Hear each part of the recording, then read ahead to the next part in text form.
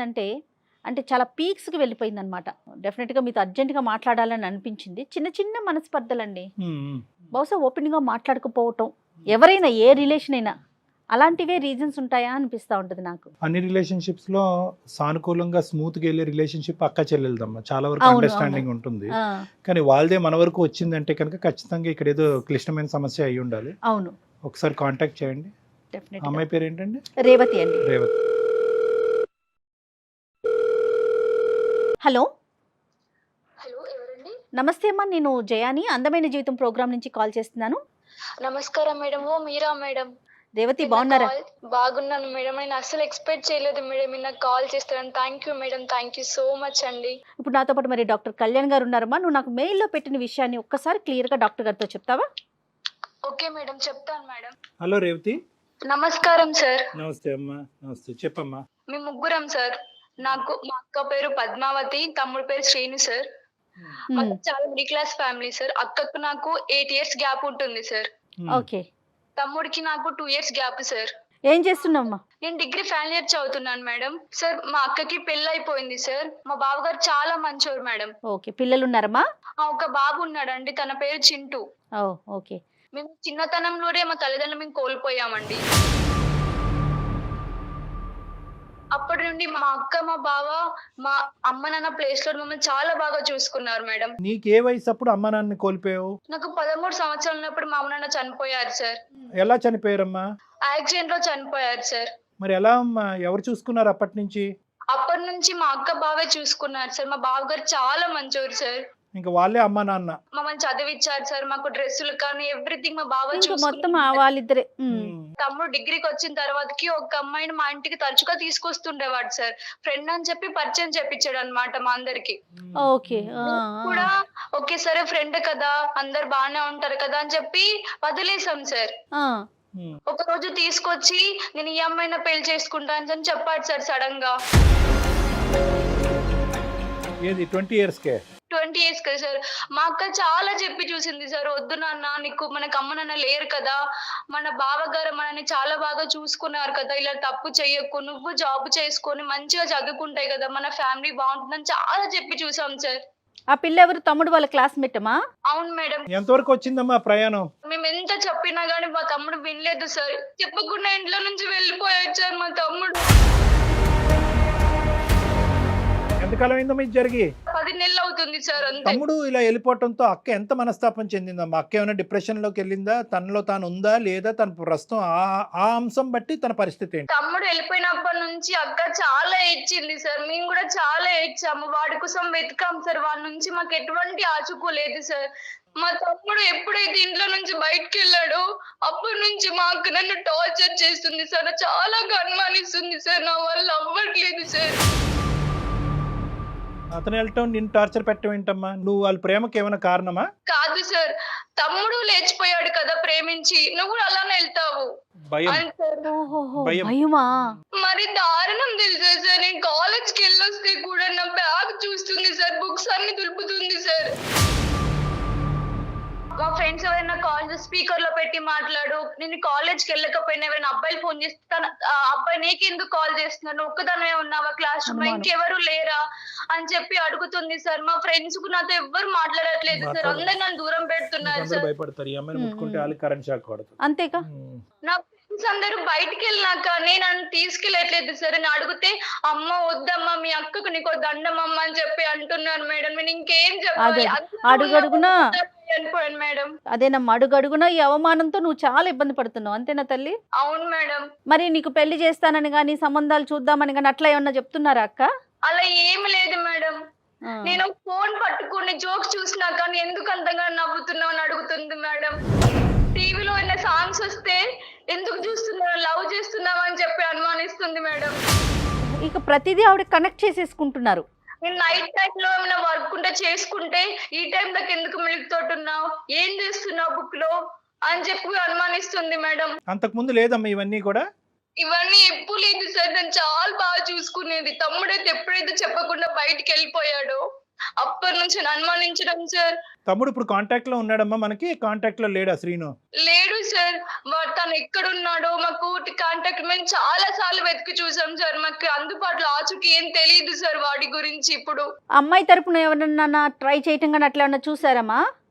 చూసామండి. మాకేం తెలియదని చెప్పారు అందరూ. కాదు కళ్యాణ్ గారు, ఇప్పుడు ఒక చిన్న సంఘటన అంత పీక్ స్టేజ్ కి అనుమానాన్ని క్రియేట్ చేసేస్తుందండి. బాధ్యత నింపేటటువంటి బరువు ఉంటుంది చూడండి.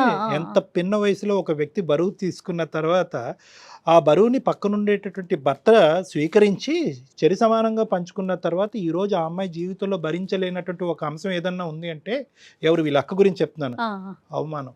అవమానంతోని ఒక తల్లిదండ్రులు పడేటటువంటి అవమానం చిన్నప్పటి నుంచి ఆ వయసు నుంచే బరువు బాధ్యతలు పెంచుకుని ఈ స్థాయి వరకు వచ్చి భర్త చేతి కూడా అంగీకరించి చింటూ అనే చిన్నోడితో పాటు వీళ్ళిద్దరిని కాపాడుకుంటూ వచ్చింది చూడండి. ఇప్పుడు ఏం పెంచావమ్మా, వాళ్ళని గాలికి వదిలేసిన వాళ్ళు బాగుపడి ఉండేవారు. నీ పెంపకంలోనే లోపం ఉందేమో. తల్లిదండ్రులు లేకపోవడం ఒక దురదృష్టం అయితే నువ్వు దగ్గరుండి పెంచడం ఇంకో దురదృష్టం ఏమనేటటువంటి అవమానం. అది అక్కడ జరిగేటటువంటి అవమానంలోంచి వచ్చే భయం, భయంలోంచి వచ్చే అనుమానం.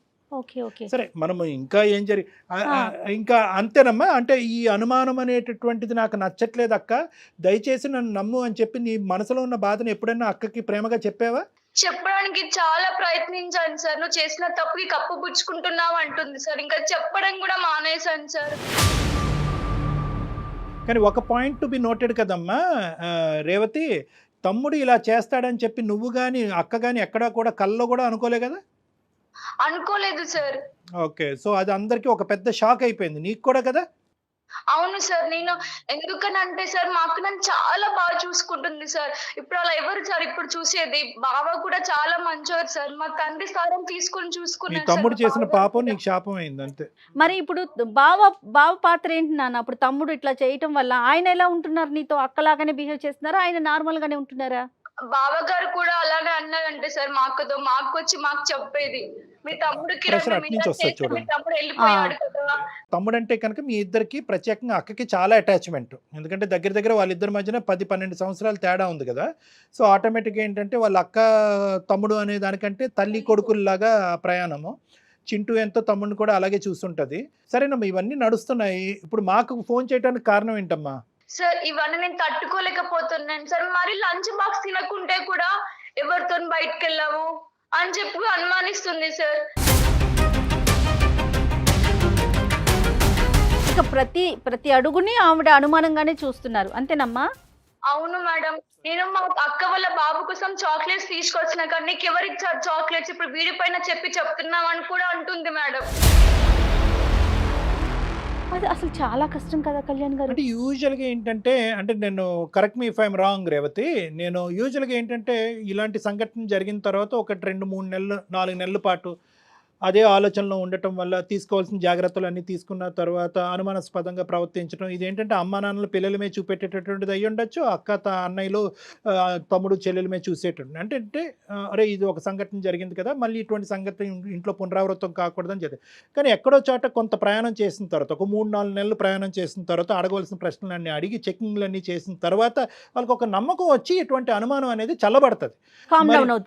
మరి పద్మావతి గారి విషయంలో జరిగిందా లేదా, లేదంటే ప్రతిరోజు మెట్టు ఎక్కి అనుమానం ఇంకో రకరకాల యాంగిల్ షేపుల్లో వెళ్ళిపోతుందా అనేది నువ్వు మాకు చెప్పగలవు. తగ్గుముఖం పడుతుందా, ఇంకా ఎక్కువ అవుతుందా? ఇంకా ఎక్కువ అవుతుంది సార్. ప్రేమ ఉండదు చెప్పుకోవాలి, అనుమానిస్తారా సార్? అదే దాని ఆ పదం కొద్దిగా డెలికేట్ అమ్మా, ఆలోచిద్దాం. పద్మావతి గారితో మాట్లాడితే అది అనుమానమా భయమా ఏంటి అనేది దాని కరెక్ట్ జాగ్రత్త.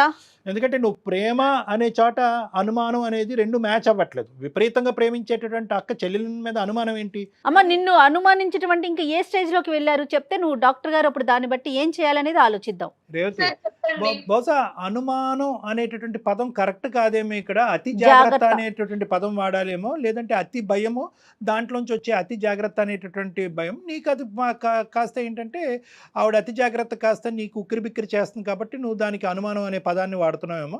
సరే, నీకు ఏది కన్వీనియంట్ అయితే అది కన్వీనియంట్, కానీ ఎంతవరకు నీకు ఇబ్బందిగా ఉందమ్మా ఈ ప్రవర్తన? సార్ నేను బాత్రూమ్ లో ఎక్కువసేపు ఉన్నా కానీ ఎందుకు అంతసేపు ఉంటాను వాష్రూమ్ లో, ఫోన్ తీసుకెళ్ళామని కూడా అంటుంది సార్. నేను ఇంకేం చెప్పాలి సార్? నీ ఫోన్ చెక్ చేస్తుందమ్మా? నా ఫోన్ మా అక్క దగ్గరే ఉంటుంది సార్. అలా అనుమానిస్తున్నా అని చెప్పి కూడా ఫోన్ ఇచ్చాను సార్. నా పాస్వర్డ్స్ అన్ని తెలుసు సార్. కాలేజ్కి డ్రాప్ ఆఫ్ అండ్ పికప్ ఎలాగమ్మా నీది? నేను ఒక్కదాన్నే వెళ్తాను సార్. ఇంటికి వచ్చాక ఎటువంటి ప్రశ్నలు వర్షం కురుస్తుంది అనే భయం ఉంటుందా కాన్స్టెంట్ గా నీకు? ఫియర్ నాకు ఇంటికి వెళ్ళామంటే చాలా భయం వేస్తుంది సార్. కాలేజ్ అయిపోయి ఇంటికి వెళ్ళడానికి చాలా టైం తీసుకొని భయపడుకుంటూ వెళ్తాను సార్. ఈ రోజు ఏమంటుందో మళ్ళీ ఇంకెంత బాధపడాలో అని చెప్పి నా బ్యాగ్ కూడా చెక్ చేసింది సార్. నేను ఏం చెప్పాలి నాకు అర్థం అవ్వట్లేదు సార్. మరి కాదు నాన్న, నువ్వు ఎందుకు అక్క ఇట్లా బిహేవ్ చేస్తున్నావు అని అట్లా ఏమన్నా నువ్వు ఒకసారి అడిగావా? అడిగాను మేడం, చాలా సార్లు అడిగి చూసాను, కానీ నా మాట వినిపించుకోవట్లేదు మేడం. బావతో చెప్తే ఎలా ఉంటుందో, ఆ బావ అక్క ఇలా ప్రవర్తిస్తుంది, నాకు ఆ ఉద్దేశం లేకపోయినా ఇటువంటి ఆలోచన నాకు ఇబ్బందికరంగా ఒక్క మాట చెప్పలేకపోయావా? సార్ అలా చెప్పి చూసాను సార్. నాకు తెలియదమ్మా, అంతా మీ అక్కతోనే మాట్లాడుకో అని చెప్పాను సార్. ఏం బావతో నేను ఊపడికి ఎలా మాట్లాడతాను సార్? ఈ విషయం మాట్లాడలేదు కదండి. ఇప్పుడు మా అక్కే ఇట్లా చేస్తోందని బావతో బయట నుంచి వచ్చిన వ్యక్తి కదా డాక్టర్ గారు. అంతేనమ్మా. నీ ఫీలింగ్ ఏంటి నాన్న? ఇప్పుడు అక్క మీద కోపం ఉందా, ప్రేమ ఉందా, భయం ఉందా? ఎటువంటి ఫీలింగ్ నీకు ఇప్పుడు? నాకు మా అక్క అంటే చాలా ప్రేమ సార్. కాకపోతే మా అక్కనే మాటలు తీసుకోలేకపోతున్నాను సార్. కొన్నిసార్లు చనిపోదాం అయ్యయ్యో. అనుకుంటున్నాను సార్.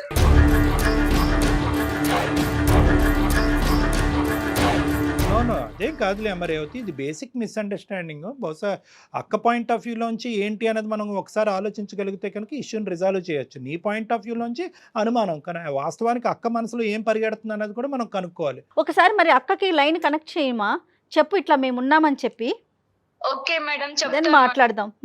చూసారా, అందరూ ఉంటూనే ఏకాకి అయిపోవటం ఇదే. ఈ అమ్మాయి ఏంటంటే అందరూ ఉన్నారు, సడన్ గా ఇప్పుడు ఏంటంటే తల్లిదండ్రులు లేకపోతే అన్నయ్య అక్క ఉంది, తమ్ముడు ఉన్నాడు, బావ ఉన్నాడు. ఇప్పుడు సడన్ గా తమ్ముడు లేడు, అక్క లేదు, బావ లేదు, స్నేహితులు లేరు. తల్లిదండ్రులు ఉంటే ఆ అమ్మాయి అంత బాధ్యత తీసుకునేది కాదేమో. తల్లిదండ్రులు లేకపోయేసరికి ఆ స్థానం తను తీసుకునేసరికి. హలో హలో అక్క. హలో మా చెప్పు రేవతి. ఏం చేస్తున్నావు అక్క? నేను ఇంట్లోనే ఉన్నాను, నువ్వు ఎక్కడున్నావు? కాలేజ్ లో ఉన్నానక్క. తిన్నావా అక్క? తిన్నానమ్మా. చింటే ఏం చేస్తున్నాడు? వాడు ఆడుకుంటున్నావు. ఓకే రేవతి అక్క చెప్పక్క. ఎక్కడున్నావు నువ్వు? ఎక్కడున్నావు? సౌండ్ అక్కడ బాయ్స్ సౌండ్ వస్తుంది. నేను కాలేజ్ లో ఉన్నానక్క. ఏంటక్క ప్రతిసారి ఫోన్ చేసినప్పుడు ఇదే మాట అడుగుతావు? నేను ఇంకెక్కడికి వెళ్తానక్క? కాలేజ్ లోనే కదా నేను ఉన్నది. కాలేజ్ లో బాయ్స్ ఉన్నారా అక్క? అవునమ్మా ఉన్నారు, కరెక్టే, లేదని కాదు. నీ పక్క నుండే సౌండ్ వస్తుందని అడుగుతున్నాను, దాంట్లో తప్పేముంది? మేము ఇక్కడ బయటకు వచ్చాం అక్క వాష్రూమ్ కి. గ్రౌండ్ లో చాలా మంది ఉంటారు కదక్క, పక్క పక్కన వాష్ వినిపిస్తే నేనేం చేయాలక్క? ప్రతిసారి ఎందుకక్క ఇలా మాట్లాడి టార్చర్ చేస్తున్నావు? టార్చర్ అని ఎందుకు అంటున్నావు అమ్మా నువ్వు? నీకు నేను టార్చర్ ఏం పెడుతున్నా? అడిగాను కదా నేను ఉట్టి, అక్కడ బాయ్స్ ఉన్నారు ఏంటి అని అడిగాను. అయితే దానికి టార్చర్ అని ఎట్లా అనుకుంటావు నువ్వు? ఒక్కసారి అడగాలక్క. ప్రతిసారి రోజు ఇదే మాటలు. నేను ఎప్పుడు కాల్ చేసిన పక్కన ఎవరు వాయిస్ ఏంటక్క ఇది నాకు? నేను ఒక్క నిమిషం ఉండు. నువ్వు ఒకవేళ మీ గర్ల్స్ ఎవరైనా ఫ్రెండ్స్ మాట్లాడితే నేను అడుగుతానా? బాయ్స్ సౌండ్ వస్తేనే కదా నేను అడిగేది నిన్ను. నా జాగ్రత్తలో నేను ఉంటున్నా, బయట జరుగుతున్నది అన్ని చూస్తున్నాను కాబట్టి నేను అలా అడుగుతున్నా. నీకెందుకు అనిపిస్తుంది అట్లా నేను టార్చర్ పెడుతున్నా నిన్నని? అదే అక్క, అది కూడా కరెక్టే అక్క. నువ్వు నాకు చెప్పి చూడాలి కదక్క. ప్రతిసారి అబ్బాయిల వయసు ఎందుకు క్లాస్ రూమ్ లో లేనిపోతే బయటకు వచ్చాను. గ్రౌండ్ లో అబ్బాయిల మాట వినిపించదా అక్క? ఇప్పుడు నువ్వేమన్నా నేను అడిగినప్పుడు నేను కాలేజ్ లో ఉన్నాక నువ్వు బయటకు ఉన్నా అన్నావా? నేను వాష్రూమ్కి వచ్చినాక ఇక్కడ బయట ఉన్నా, నేను కాల్ చేసిన అంటే నేను ఆగిపోయేదానిగా. నువ్వు అట్లా అనలే కదా కాలేజ్ లో ఉన్నా అన్నావు, అందుకు నేను అడిగినా. అదే గ్రౌండ్ లో ఉన్నాం అక్క. గ్రౌండ్ లో చాలా మంది ఉంటారు కదా అక్క, వాయిస్ వినిపించదా అక్క? సరేలే, దానికి ఎందుకు అంతగానం ఇదవుతున్నావు నువ్వు? నేను అడిగినాను కదా నీకు, అంతే కదా. ఇప్పుడు దానికి అంతగానం టార్చర్ గా నువ్వు ఎందుకు ఫీల్ అవుతున్నావు? అలా అని కాదక్క. ఇంటికి వస్తేనేమో నా బుక్ చూస్తావు, నా బ్యాగ్ ఓపెన్ చేస్తావు, తినకుంటేనేమో బయటికి వెళ్ళావు, నా ఫోన్ చూస్తావు, ఫ్రెండ్స్ ఎవరైనా కాల్ చేస్తే స్పీకర్ లో పెట్టి మనం మాట్లాడుతావు. ఎవరైనా మా క్లాస్ బాయ్స్ కాల్ చేస్తే వాడు నీకెందుకు కాల్ చేశాడు? క్లాస్ వెళ్ళాక అందరు మాట్లాడుకోరు అక్క. అన్నయ్య అని పిలువమంటావు అక్క చివరికి.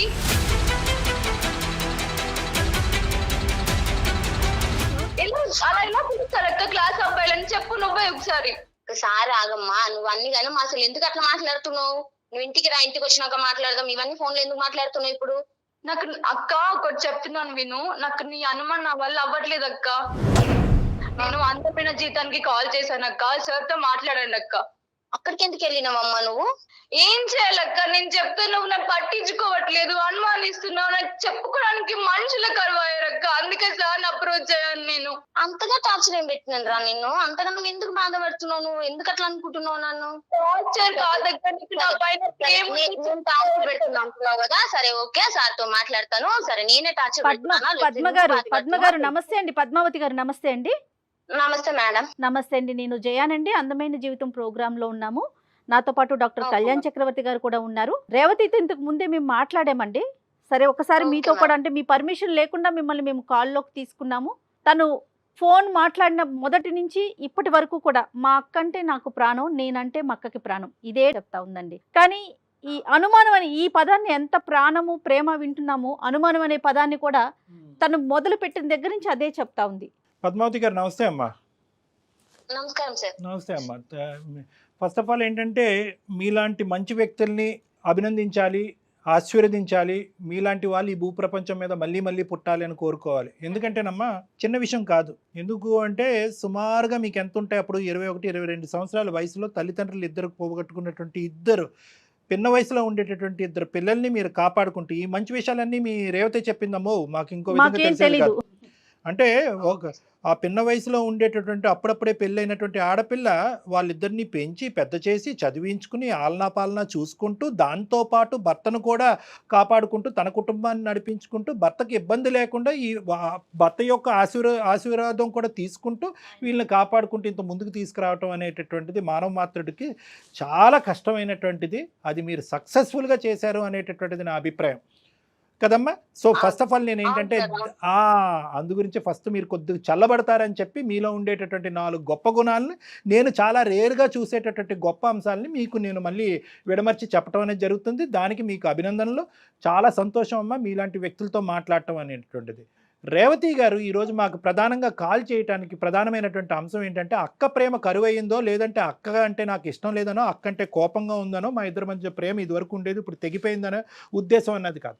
ప్రేమ అనేటటువంటిది ఈరోజు అవరోధులు దాటి, అంటే పరిధులు దాటి ఇంకో లెవెల్కి వెళ్ళిపోయిందండి. ఆ ప్రేమ అనేటటువంటిది కాస్త దాని యొక్క మీనింగ్ మారిపోయి అనుమానం అనేటటువంటి ఏరియాలోకి వెళ్ళిపోయింది అని చెప్పి ఆ అమ్మాయి బాధపడుతుంది. ఇది అనుమానం అంటారా, జాగ్రత్త అంటారా, ఏంటి అసలు మీకు జరుగుతుంది? అందులో ఏంటంటే ఆ అమ్మాయి చెప్పటమే కాకుండా ఇప్పుడు మేము లైవ్లో కూడా విన్నాం, పక్కన బాయ్స్ మాట వినిపిస్తూ ఉంటే కనుక అబ్బాయిల మాట ఎందుకు వినిపిస్తుంది? నువ్వు క్లాస్ రూమ్లో ఉన్నాను అని అన్నావు కానీ గ్రౌండ్లో వాష్రూమ్ దగ్గర లేనన్నావు కదా, నువ్వు చెప్తే కరెక్ట్గా చెప్పాలి కదా. నేను ఈ మాత్రం అనేటటువంటి దానికి నువ్వు అంత రియాక్ట్ అవ్వాల్సినటువంటి అవసరం ఏంటంటే మీరు మాట అంటున్నారు, ఆ అమ్మాయికి ఇబ్బందిగా ఉంటుంది, ఆ అమ్మాయి ఇబ్బంది పడటం వల్ల ఆ అమ్మాయి రియాక్ట్ అవుతుంది. అసలు ఏం జరుగుతుంది మీ ఇద్దరి మధ్యన? ఇప్పుడు మీరు విన్నారు కదా సార్, జస్ట్ నేను తనని అడిగాను ఏమని, ఎక్కడ ఉన్నావు అమ్మా అంటే కాలేజ్ లో ఉన్నాను, పక్కన వాయిస్ వస్తుందని అడిగాను సార్. నేను కాదనట్లేదు, ఎందుకంటే నేను జాగ్రత్తగా ఆల్రెడీ మా తమ్ముడు మ్యారేజ్ చేసుకున్నాడు సార్. నేను ఇంత కష్టపడి ఇంత పెంచి ఇంత చేసినా గానీ వాడు నా మాట వినకుండా వెళ్ళి ఒక అమ్మాయిని మ్యారేజ్ చేసుకున్నాడు. వాడంటే సరే చేసుకున్నాడు, బాయ్ వాడు ఎట్లాగైనా ఇది చేసుకుంటాడు, మనకి వాడికి వదిలేసినాను. కానీ మా ఆడపిల్ల కదా సార్, రేపు ఇట్లాంటి పరిస్థితి వస్తే రేపు ఒక మంచోడు ఉండొచ్చు, మంచోడు ఉండకపోవచ్చు. నేను పడింది జాగ్రత్త తన కోసమే. ఇన్నేళ్ళు నేను పెంచి సాధిందాన్ని ఇప్పుడు ఎందుకు సార్ నేను ఆమెకు టార్చర్ ఇస్తాను? పాయింట్ టు బి నోటెడ్ అమ్మా, మంచి మాట మీరు అన్నారు. ఎందుకంటే ఇక్కడ ఒక చిన్న యుద్ధం జరుగుతుంది. అంటే ఏంటంటే ప్రేమ వల్ల నాకు వచ్చేటటువంటి హక్కులు, పెంచటం వల్ల నాకు వచ్చేటటువంటి హక్కులు అనేటటువంటి విధంగా నా బిడ్డల్ని నేను కాపాడుకోతే, నేను బిడ్డే అంటానమ్మా, నేను నీ చెల్లి అన్ను, నీ బిడ్డ అంటాను. నీ బిడ్డను కాపాడుకునేటటువంటి హక్కు నాకు ఉంది అనేటటువంటి పదాలు మీరు అంటున్నారు. కానీ ఆ అమ్మాయి ఏమనుకుంటుంది అంటే కనుక తమ్ముడు అలా వెళ్ళిపోవటం అనేటటువంటిది అక్కకి ఎంత బాధగా ఉందో, నేను ఇంకో అక్కగా నేను అంతే బాధపడుతున్నాను. తమ్ముడు అలా వెళ్ళిపోవటం వల్ల నేను ఇంకొక 2 ఆకులు ఎక్కువ తిని నేను ఒక 2 అతిగా నేను నా గురించి ఎక్కువ జాగ్రత్త పడతానే కానీ మళ్ళీ మా అక్కకి మళ్ళీ ముళ్ళుతో నేను గుచ్చుతానా, మా అక్కని బాధ పెడతానా, ఈ ప్రేమను నేను చంపుకుంటానా అనేటటువంటిది ఆ అమ్మాయి వర్జన్. సో ఇక్కడ ఏంటంటే మీరు జాగ్రత్త పడటం అనేటటువంటిది ఎంతవరకు ఆ అమ్మాయిగా కూడా సైకలాజికల్గా తనే ఎక్కువ జాగ్రత్త పడుతుంది. ఇంక ఈ ప్రత్యేకమైనటువంటి జాగ్రత్తను కాస్త అనుమానం, అవమానం, తర్వాత టార్చర్ అనే పదాలు వాడేస్తుంది అనమాట అమ్మాయి ఇప్పుడు. కాదండి పద్మావతి గారు, జాగ్రత్తగా ఇప్పుడు డాక్టర్ గారు చెప్పినట్లుగా నిజంగా మిమ్మల్ని తల్లితోనే పోల్చాలి. మీరు బిడ్డల్ని చాలా కంటికి రెప్పలాగా కాపాడుకుంటున్నారు, జాగ్రత్తగా చూసుకోవాలి. కానీ అతి జాగ్రత్త అనే విషయం చాలా అతిగా చేస్తున్నారు మా పెద్దలు అనే ఫీలింగ్ పిల్లలకు కలగకూడదు కదా. తను ఆ సిచ్యువేషన్ లో ఉంది చెల్లి రేవతి. అంటే ఇక్కడ ఏంటంటే ఇప్పుడు మీ వర్జన్ మేము వినాలి అనుకుంటున్నాం పద్మావతి గారు. అంటే అంటే తమ్ముడు అనేటటువంటిది, అంటే మీ తమ్ముడు దగ్గర దగ్గర మీకంటే ఒక 10 సంవత్సరాలు చిన్నవాడు, మీ కొడుకు అవును సార్. లాంటి వాడు చింటూతో సమానం, మీ అబ్బాయి చింటూతో సమానంగా పెంచుకున్నటువంటి వాడు 20 సంవత్సరాలు వచ్చేటప్పటికి ఒక అమ్మాయిని ప్రేమించి ఇంట్లోంచి వెళ్ళిపోవటం వల్ల మీరు ఎటువంటి అవమానాలు, ఎటువంటి బాధలు మీరు భరించేటటువంటి పరిస్థితి వచ్చిందని దాన్ని బట్టి మనకు అర్థమవుతుంది మీరు ఎందుకు ఈ లెవెల్కి వెళ్ళారు. మా అమ్మ చిన్నప్పుడే వాళ్ళు చిన్నగా ఉన్నప్పుడే మా అమ్మ చనిపోతే వాళ్ళని ఎంతగా నేను నా భర్తను ఒప్పించుకొని చేసి నేను వాళ్ళని పెంచాను సార్. అసలు ఇది చాలా గొప్ప విషయం అండి. దీంట్లో అసలు ఎటువంటి సందేహం లేదు. ఇప్పుడు మీరు ఆవిడ పెంచడం వేరు డాక్టర్ గారు, వచ్చిన అతన్ని కూడా సర్ది చెప్పుకొని, అంతే కదా, ఇద్దరు పిల్లలు కదా, ఒకళ్ళు కాదు కదా, చెల్లి తమ్ముడు ఇద్దరిని పెంచాలంటే అతని సహాయం ఎంత కావాలి, దానికి అతన్ని ఎంతగా ఒప్పించాలి ఈ అమ్మాయి. అమ్మ అది మీ పెళ్ళి అయిన తర్వాత అమ్మ నాన్న చనిపోయారా, పెళ్ళికి ముందా అమ్మ? నా పెళ్ళయ్యాక చనిపోయారు సార్. మీ భర్త దగ్గర నుంచి ఎక్కడ మీకు రెసిస్టెన్స్ రాలేదమ్మా? మీ మాటకు అడ్డొస్తున్నాను, ఎక్కడ రెసిస్టెన్స్ రాలేదా మీ వారి నుంచి? ఇదేంటి మన జీవితం మనం చూసుకుందాం, వాళ్ళిద్దరు ఎందుకని ఎప్పుడు రాలేదా? సార్ వచ్చాయి సార్, ఎన్నో వచ్చాయి, కానీ వాళ్ళకి ఎవరు లేరు కాబట్టి నేను నా భర్తను ఒప్పించుకొని నా భర్తతో మాటలు పడుతూ పిల్లల్ని సాదుకుంటూ వచ్చాను సార్. నేను ఇప్పటి వరకు ఇంత పెద్దగా చేసింది అందుకే సార్, ఎందుకంటే అమ్మ నాన్న ఉంటే నాకు ఇలాంటి పరిస్థితి ఉండేది కాదు. ఎప్పుడో ఒక్కోసారి అంటారు కదా సార్ భర్త అయినా గానీ మామూలుగా, కానీ అయినా కానీ నా భర్త అన్నా కూడా మళ్ళీ దగ్గరికి తీసుకొని మళ్ళీ చూసేవాడే గానీ పిల్లల్ని మాత్రం ఏమనేవాడు కాదు. ఇప్పటికి అడగండి, మీరు రేవతిని అడగండి, ఒక్క రోజన్నా ఏమన్నా అన్నారేమో అడగండి. లేదు అతని నుంచి ఏం కంప్లైంట్ ఏం లేదమ్మా మనకి. సార్ ఏదున్నా మా ఇద్దరి మధ్యలో ఉండేది, మేమే అనుకునేది, మేమే మళ్ళీ అయ్యేది. పిల్లల్ని మాత్రం మంచిగా చదివిస్తూ చేస్తూ మేమిద్దరం కష్టపడుకుంటూ మేము వాళ్ళని చదివించుకుంటూ మేము ఇంతవరకు తెచ్చాం సార్. వాళ్ళ అమ్మ నాన్న చనిపోయినాక వీళ్ళని మేము సాధినాం, నా బిడ్డల్లాగా చదువుకున్నాను. నేను ఒక్క కొడుకుతోటే ఆగిపోయినా, ఎందుకంటే చాలు వీళ్ళు ఉన్నారు ఇంకా వద్దు అని చెప్పి నా భర్తకు అలా చెప్పి కూడా నేను ఆగిపోయినాను సార్. రియల్లీ గ్రేట్ అండి పద్మావతి గారు, నిజంగా అండి, నిజంగా. కానీ ఇక్కడ ఏంటంటే మీ యొక్క త్యాగం కంటే నీ భర్త యొక్క త్యాగాన్ని మనం కొనియాడాలమ్మా. ఎందుకంటే నిజంగా ఒక బయట నుంచి వచ్చినటువంటి మీ కుటుంబంతో ఎటువంటి సంబంధం లేనటువంటి వ్యక్తి ఏదో అడపదడప కొన్ని కొర్రీలు వేయచ్చు, ఇదెందుకు మనకు తలకాయ నొప్పి అనేటటువంటి విధంగా అనొచ్చు. కానీ ఫైనల్గా అతను యాక్సెప్ట్ చేసి ఫైనాన్షియల్గా సపోర్ట్ చేస్తూ వాళ్ళని చదువు, ఆహారం అన్నీ కూడా ప్రొవైడ్ చేసినటువంటి ఒక గొప్ప వ్యక్తి. నిజంగా మీతో ఎంత మాట్లాడుతున్నావు అతనితో ఇంకో 2 నిమిషాలు ఎక్కువే మాట్లాడాలేమో. కానీ ఈ అబ్బాయి వెళ్ళిపోయిన తర్వాత పరిస్థితి ఏంటమ్మా? మీ తమ్ముడు ఇంట్లోంచి పారిపోయిన తర్వాత అతని యొక్క రియాక్షన్ ఏంటి, మీ హస్బెండ్ యొక్క రియాక్షన్? మా హస్బెండ్ తో చాలా ఇదయ్యాను సార్, చెప్పుకోలేను సార్ నేను. ఎందుకు అంటే చిన్న పిల్లల నుండి నువ్వు చూసుకుంటూ వస్తే నీ మీద నిన్ను తన్ని ఎట్లా పోయినరో మంచిగా అయిందో అన్న మాటలు కాడికించి ఎన్నో ఉన్నాయి సార్. నేను ఇప్పుడు ఏం చెప్పుకోలేను, ఎందుకంటే ఈ నా భర్త నన్ను అన్నాడని రేవతికి తెలిస్తే రేవతి ఇంకా ఇదవుతుంది. ఆమె ఆడపిల్ల, అరే మా అక్కకి ఇంత బాధ అవుతుందని రేపు తనేమన్నా అయింది అనుకో, నేను చేసిన దానికి ఏం వాల్యూ ఉండదు సార్. ఇంత పెంచి ఇంత చేసి నేను రేపు ఆ పిల్లకి ఏమన్నా అయ్యింది అనుకో, ఇంకా నేను ఇంతగానం చేసి నేను వేస్ట్ సార్. అంతేగా ఇప్పుడు మీరు చెప్పారంటే అటు బావ మీద ఉన్న గౌరవం తగ్గొచ్చు ఆ అమ్మాయికి, ఇన్ని రోజులు చూసింది తగ్గిపోతుంది కదా. అలా ఎందుకు నేను అంతకు ముందు ఎక్కువ అడిగేదాన్ని కాదు సార్ నేను, ఎందుకంటే పిల్లల్ని మామూలుగా క్యాజువల్ గా వదిలేసేదాన్ని, అంతగా ఇచ్చేసేదాన్ని కాదు. ఎప్పుడైతే వీడు ఇట్లా చేసిండో, ఎప్పుడైతే వీడు మాటలు వినకపోవడం వీడు ఇట్లా చేసిండో, అప్పటి నుండి నేను ఈమెను కొంచెం స్ట్రిక్ట్ గా చేయడం స్టార్ట్ చేసినాను సార్. అట్లా నేను అందుకనే ప్రతి ఒక్క మాటకు నేను ఎదుగుతాను, ఎందుకంటే ఇవాళ ఫ్రెండ్స్ అంటారు, రేపు లవర్స్ అయిపోతున్నారు కదా సార్. బయట ఎట్లున్నారు సార్ అందరూ? అది పాయింటే, కానీ అందరూ అయిపోవట్లేదమ్మా. ఇందాక నేను ఒక పాయింట్ నేను చెప్పాను పద్మావతి గారు, మీరు క్యాచ్ చేయలేదు. అంటే ఏంటంటే తమ్ముడు వెళ్ళిపోయినటువంటి బాధ పద్మావతి గారికి ఎంత ఉందో రేవతికి కూడా అంతే ఉంది. ఇప్పుడు ఈ రేవతి యొక్క అమ్మాయి యొక్క సైకాలజీ ఏంటి అనేటటువంటిది మా అందరికంటే బాగా తెలిసిన వ్యక్తి ఎవరన్నా ఉన్నారంటే అది పద్మావతి గారు. పుండుమే కారం జల్లుతుందా? జల్లదుగా. ఇంకా ఏంటంటే ఒక 2 ఎక్కువ జాగ్రత్తలే ఆ అమ్మాయి తీసుకుంటుంది. అమ్మో లోకం ఇలా ఉంది, ఎట్నుంచి ఏ గాలి ఎటువంటి వీస్తుందో మనకు తెలియదు, ఎటువంటి ఏ కెరటంలో మనం కొట్టిపోతామో తెలియదు, కాబట్టి మళ్ళీ మా అక్కకు అనుమానం పడకుండా, మా బావ దగ్గర నుంచి ఒక మాట పడకుండా నేను జాగ్రత్త పడాలి అనుకునే మెచ్యూరిటీ ఉందా రేవతి? లేదా తమ్ముడు శ్రీను వెళ్ళిపోయినటువంటి పద్ధతిలో మనం కూడా వెళ్ళిపోదాము, లవ్ అంటే ఇంత గొప్పగా ఉంటుందేమో, మనం కూడా ఇందులోంచి బయటపడిపోయి మనం కూడా స్వేచ్ఛను అనుభవిద్దాం అనేటటువంటి సైకాలజీయా? రేవతి సైకాలజీ ఏంటి మీరు చెప్పండి. రేవతి అలాంటిది కాదు సార్, నేను ఒప్పుకుంటాను. నేను పెంచుతున్నాను కాబట్టి నాకు తెలుసు తన ఏందో, ఎట్లుంటుందో ఏందో అని నాకు తెలుసు.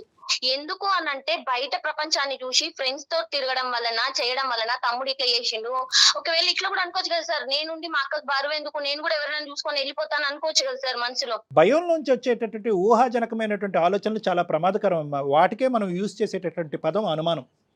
మీ భయం ఏంటంటే కనుక, అరే నేను ఇన్ని జాగ్రత్తలు తీసుకుని శ్రీనుని పెంచినా కూడా వాడు ఇలా వెళ్ళిపోయాడు కాబట్టి అదే స్థాయిలో జాగ్రత్తలు తీసుకున్నటువంటి రేవతి కూడా వెళ్ళిపోదని గ్యారంటీ ఏంటి అనేది. మీ పిల్లల మీద మీకు నమ్మకం లేకపోవటం కాదు, మీ బిడ్డల మీద మీకు నమ్మకం లేకపోవటం, లోకం మీద మీకు నమ్మకం లేదు. ఈ గెద్దల్లాగా తనుకుని పోతారేమో అనేటటువంటి భయం. కానీ ఒకటి గుర్తుపెట్టుకోండి, ఇప్పుడు ఉండేటటువంటి మన లోకం, ఇప్పుడు ఉండేటటువంటి ప్రపంచం, ఇప్పుడు కానీ అప్పుడు కానీ ఎప్పుడు కానీ ప్రపంచాన్ని మార్చలేము. మనం కన్నటువంటి మనం నమ్మకాన్ని మనం ఎప్పుడు కాపాడుకుంటూ ఉండాలి. మీ నమ్మకం ఒకసారి దెబ్బతింది, కానీ ప్రతిసారి ఆ నమ్మకం దెబ్బతింటుందా? ప్రతిసారి మీ పెంపకం తప్పుదో పడుతుందా? ఇదంతా వాడు అలా వెళ్ళిపోవటం వల్ల ఈరోజు మీ పెంపకంలో లోపం అని అనుకోవాలా? కాదు.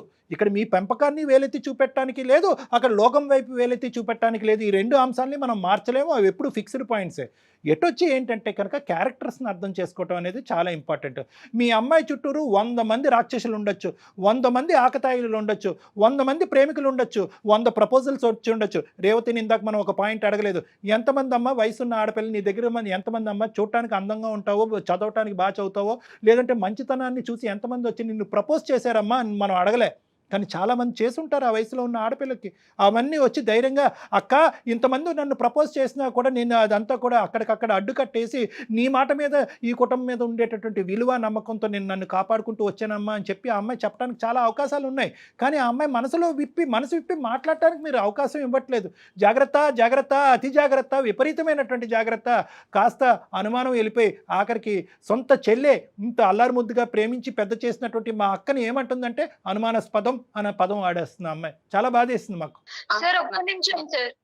చెప్పమ్మ రేవతి. మా తమ్ముడు వెళ్ళినప్పుడు కూడా మా అక్క ఎంత బాధపడిందో, మా బావకి ఎంత నచ్చ చెప్పుకుంది, తను ఎంత అనుభవించింది నేను చూసాను సార్. తన బాధ నాకు తెలుసు, ఎందుకు చేస్తాను సార్. కానీ మా అక్క నుంచి ఇలాంటి మాటలు నేను ఎప్పుడు ఎక్స్పెక్ట్ చేయలేదు సార్. తీసుకోలేకపోతున్నాను సార్. అక్క ఎన్ని మాటలు అన్నా, ఎన్ని అనుమానాస్పదంగా ఎన్ని అవమానాలు చేసినా కూడా at the end of the day ఆ సారాంశం, ఆ సమరీ ఏదన్నా ఉందంటే అది ప్రేమ. అంతే. ప్రేమ. అక్క చేసినటువంటి త్యాగాలు పోల్చుకుంటే కనుక సమాజంలో వేళ్ళ మీద లెక్క పెట్టచ్చు ఎంతమంది ఈ బాధ్యత తీసుకుని ఈ త్యాగాలు చేస్తారు. అక్కతో పాటు సరి సమానంగా ప్రయాణం చేసేటటువంటి బావ, వాళ్ళిద్దరు దేవుళ్ళు లాంటి వాళ్ళు నీకు. వాళ్ళిద్దరి దగ్గర నుంచి వచ్చేటటువంటి, అంటే నేను ఏమంటున్నానంటే, కొంచెం అలా చెప్పండి సార్. అలా చెప్పే వాళ్ళు లేకుండా కూడా నా మీదకి ఏమైనా అక్క అనుమానం పడుతున్నావు అని, నేను బుక్స్ చెక్ చేస్తున్నానని, అవి చూస్తున్నానని. ఏంటంటే ఒక చెడు ఒక మంచి మధ్యన న్యాయం చెప్పడం చాలా ఈజీ అమ్మా. కానీ ఇంతమంది మంచి మనుషుల మధ్యన న్యాయం చెప్పడం నాకు చాలా కష్టంగానే ఉంది. పద్మావతి కరెక్టే, రేవతి కరెక్టే. రేవతి క్యారెక్టర్ వైజ్ చాలా కరెక్ట్, పద్మావతి పెంపకంలో సూపర్ హిట్. సో వీళ్ళిద్దరి మధ్యన నువ్వు తప్పు నువ్వు ఒప్పు అని అనట్లేదు. ఎవరికి వాళ్ళు ఒకరినొకరు అర్థం చేసుకుని ఆ మెట్టు తగ్గితే కనుక పాత ప్రేమలు మళ్ళీ చిగురిస్తాయని అంటున్నాను. ఇక్కడ ప్రధానంగా ఏంటంటే సమాజం మీద పోయినటువంటి నమ్మకం కాస్త మీ ఇద్దరి మధ్యన పోకూడదు. ప్రేమ కాస్త అతి ప్రేమగా మారిపోతుంది. మీ ఇప్పుడు ఏమైంది, ప్రధానంగా జరిగినటువంటి అంశం ఏంటి? శ్రీనుని చాలా జాగ్రత్తగా పెంచారు, అల్లారు ముద్దుగా పెంచారు, వాడికి ఏ కష్టం నష్టం రాకుండా పెంచారు. కానీ ఏమైంది, బయట నుంచి వచ్చేటటువంటి ఒక శక్తి, ప్రేమ అనేటటువంటి శక్తి తెలిసి తెలియనటువంటి వయసులో అన్ని తన్నుకుని వెళ్ళిపోయింది. కాబట్టి మీకు అపనమ్మకం ఎవరి మీద క్రియేట్ అయింది? సమాజం మీద క్రియేట్ అయింది. ఆ అపనమ్మకం కాస్త ఎక్కడి వరకు వచ్చిందంటే రేవతి వర్సెస్ పద్మావతి మధ్యన వచ్చేసింది. కాబట్టి మీ ఇద్దరి మధ్యన నమ్మకం పెరగాలి అంటే, ఇద్దరు మంచి మనుషుల మధ్య నమ్మకం పెరగాలి, ఆ పాత అక్కా చెల్లెల్లాగా మీరిద్దరు కొనసాగాలి అంటే కనుక ప్రధానంగా కావాల్సింది ఏంటంటే, మీరిద్దరూ ఎవరి బాధలేంటి, ఎవరి బలాలేంటి, ఎవరి బలహీనతలు ఏంటంటే ఓపెన్ గా ఇదివరకు ఎలా మాట్లాడుకున్నారో అలా మాట్లాడుకోవాలి.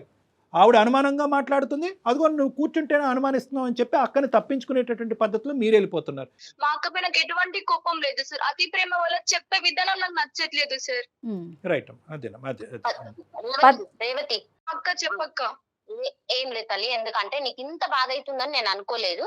నువ్వు అందమైన జీవితాన్ని వరకు వెళ్తామని నేను అసలు అనుకోలేదు. ఎందుకంటే నాకు చెప్పే వాళ్ళు కూడా కావాలి కదా. ఎందుకంటే నేను నిన్ను ఎంతగా ప్రేమించి ఎంతగా చూసిందో నీకు తెలుసు కదనే. నువ్వు ఇప్పుడు అక్కడికి వెళ్ళి ఆ సార్ మనకి ఎంతగా నచ్చ చెప్పింది, ఇప్పుడు ఎంత మంచి చెప్తున్నాడు. ఎందుకంటే అట్లా చెప్తే కనీసం వీళ్ళు చెప్పినా గానీ, నువ్వు విన్నా గానీ నీ మైండ్ లో కూడా మంచి మనసు వస్తుంది నీకు. అలా చెయ్యొద్దు అనే మనసు అన్నా వస్తుంది నీకు. కాబట్టి నా నుండి నువ్వేమన్నా బాధపడి ఉంటే సారీ. ఇప్పుడు మనకి సార్ ద్వారా మనకి ఇట్లా తెలిసింది కాబట్టి మనం ఎంత హ్యాపీగా ఉండొచ్చు ఇప్పటి నుండి. నేను ఇంకేమనను, ఇంటికి వచ్చి నన్ను కూడా చాలా నమ్మక్క. నువ్వు చెప్పిన అబ్బాయినే పెళ్లి చేసుకున్నాక, నువ్వు ఇన్ని కష్టాలు పడి మమ్మల్ని పెంచావక్క. నీ కళ్ళ ముందు నుండి చూస్తూ పెరిగానక్క. నువ్వు ఎవరిని పెళ్లి చేసుకోమంటే వాళ్ళనే పెళ్లి చేసుకుంటానక్క. నన్ను నమ్మక్క ఇప్పటి నుంచి అయినా. సరే నువ్వు చెప్పినావు కదమ్మా, నేను నమ్ముతాను. ఎందుకంటే వాడు అట్లా చేసినందుకు నీ మీదకి ఏదైనా గానీ, అంతకు ముందు నీతో ఎలా ఉన్నానో నీకు తెలుసు కదా రేవతి. అక్క స్టార్టింగ్ లో ఎలా అయితే నన్ను చూసుకున్నావా ఇప్పటి నుంచి కూడా అలానే చూసుకో అక్క. నాకు స్టార్టింగ్ ప్రేమ కావాలక్క. నేను అలాగే వచ్చి మాటలు చూసుకుంటుంది నాకు కొద్దిగా వద్దక్క. ఎక్కువ చూస్తుంది అంతే. ఓకే ఓకే నేను సరే సరే నేను నిన్ను ముందు ఎట్లా చూసుకున్నానో అట్లనే చూసుకుంటాను. ఈ రోజు మీ బంధం అనేటటువంటిది ఇలాగే ఉండాలి, ఎల్లకాలం ఉండాలి, అవకాశం ఉంటే ఇంకా బలపడాలి. దానికి ఆది మధ్య అంతం అనేది లేదు. నేను ఇంకో మాట కూడా చెప్తాను, రేపొద్దున చెప్తున్నాను, అంటే పరిస్థితులు బట్టి మారుతూ ఉంటాయి. అక్క నువ్వు తెచ్చినటువంటి అబ్బాయిని నేను చేసుకుంటాను, ఎవరికి గ్యారంటీ ఇస్తారు? అవే అలా కాదు. అనేటటువంటిది ప్రేమ అంటే మోసమా, అదేమన్నా దోషమా? కాదు. కానీ ఏంటంటే ఏ వయసులో ప్రేమించాలో, ఏ వయసులో బాధ్యతలు నిర్వర్తించాలో, ఏ వయసులో పెళ్లి చేసుకోవాలనేటటువంటి పరిధులు అనేవి అర్థం చేసుకోవాలి. అది మీ తమ్ముడికి అర్థం కాలేదు, మీకైతే అర్థమైంది. అనుమానం అనేటటువంటి తీసి పక్కన పెట్టి ఆలోచన అనేటటువంటి దాంట్లో నింపి ఓపెన్గా డిస్కస్ చేసుకోవటం 3 అంశాన్ని నింపితే కనుక ఎటువంటి గొడవలు ఉండవు, ఎటువంటి అవమానాలు ఉండవు. ఇద్దరు మంచి వాళ్ళే. మీ ప్రేమ వైపు ఒక్క సెకండ్ కూడా 0.5% కూడా వేలెత్తి చూపెట్టడానికి లేదు పద్మావతి గారు. రేవతి యొక్క క్యారెక్టర్ మీద 0.001% వేలెత్తి చూపెట్టడానికి లేదు. ఇద్దరు మంచి మనుషులే. కానీ సమయం, పరిస్థితులు, సమాజం బట్టి మార్పులు రావచ్చు. కాబట్టి ఏది వచ్చినా కూడా అటువంటి క్లిష్టమైన, ఈరోజు మేము చెప్పడం వల్ల మీరిద్దరూ హ్యాపీగా ఉన్నారు. రేపొద్దున ఇంకో ఛాలెంజింగ్ సిచ్యువేషన్ వచ్చినా కూడా మీరు ఎదురు కూర్చుని ఇదే నమ్మకం అనేటటువంటి బేస్మెంట్ మీద ఓపెన్గా మాట్లాడుకోండి. ఎటువంటి సమస్య ఉండదు. మాట్లాడుకోవటమే ప్రధానం. Okay thank you madam. Thank you so much. Thank you, ma'am. మళ్ళీ నేను మా అమ్మ లాంటి ప్రేమ నాకు తిరిగి ఇచ్చినందుకు సార్. ఓకే Right, సార్ నమస్తే. Thank you sir. Thank you madam. Thank you. నమస్తే. నమస్తే అమ్మా. నమస్తే. Thank you. Thank you so much all అండి. The best. అందమైన జీవితంలో చాలా ఎపిసోడ్లు చేసాం, కానీ ఇది చాలా సంతోషాన్ని ఇచ్చిందండి. ఎందుకంటే ఒక ఫ్యామిలీకి సంబంధించిన విషయం. ఎందుకంటే వాళ్ళకి ఆ అమ్మాయికి వెనక ఎవరు లేరు, ఈ అమ్మాయికి అమ్మాయికి వెనక ఎవరు లేరు. ఈ ఇద్దరు బంధం గొప్ప వాళ్ళే కదా కళ్యాణ్ గారు. ఇద్దరిని చాలా సంతోషం అండి. నమస్తే నమస్తే కళ్యాణ్. అమ్మా. ఆరోగ్యవంతమైన వాతావరణంలో తయారు చేయబడిన కమ్మని ఊరగాయలు, పొడులు, వడియాలు మరియు అప్పడాలు జంధ్యాల ఫుడ్స్.